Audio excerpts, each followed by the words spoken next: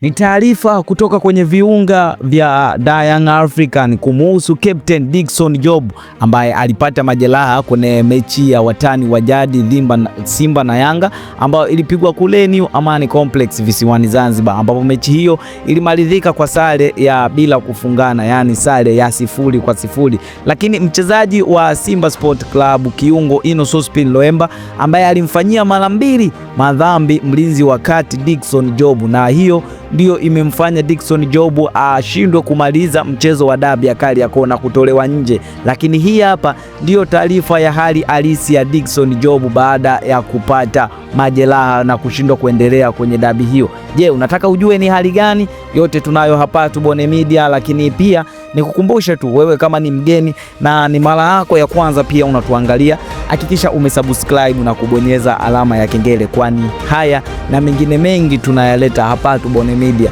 Sisi chaneli hii tupo kwa ajili ya kukuhabarisha kuhusu burudani na michezo, habari zote za michezo. Hivyo basi ukifanya hivyo kwa kusubscribe unakuwa umejiunga na familia hii ya michezo na burudani. Lakini moja kwa moja leo tunaenda kwenye viunga vya Young African na taarifa hii inamuhusu Captain Dickson Job ambaye alipata majeraha kwenye mechi ya watani wa jadi ambayo ilipigwa tarehe 1 mwezi wa 3 2026 kule kwenye dimba la New Amani Complex, ambapo Young African ndio walikuwa wenyeji wa mchezo huo, huku Simba Sport Club walikuwa wageni wa mchezo huo. Lakini hali halisi ya Captain Dickson Job baada ya kutolewa kwenye mchezo huo na kushindwa kuendelea baada ya kupata majeraha, na hakuna taarifa rasmi kuhusu jeraha la mlinzi wa kati na nahodha wa timu ya Young African Dickson Job kwa muda atakaokaa nje, maana taarifa bado zijatolewa kwamba ni muda gani atakaa nje Dickson Job. Wakati wakiendelea kujiuliza,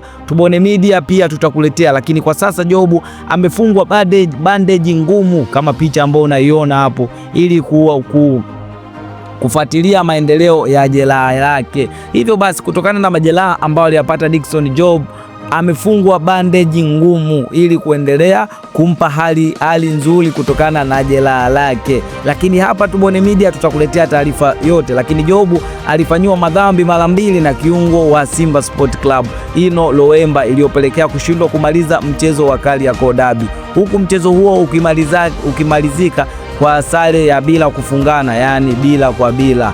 Tunafuatilia nafuu ya Captain Dickson Job.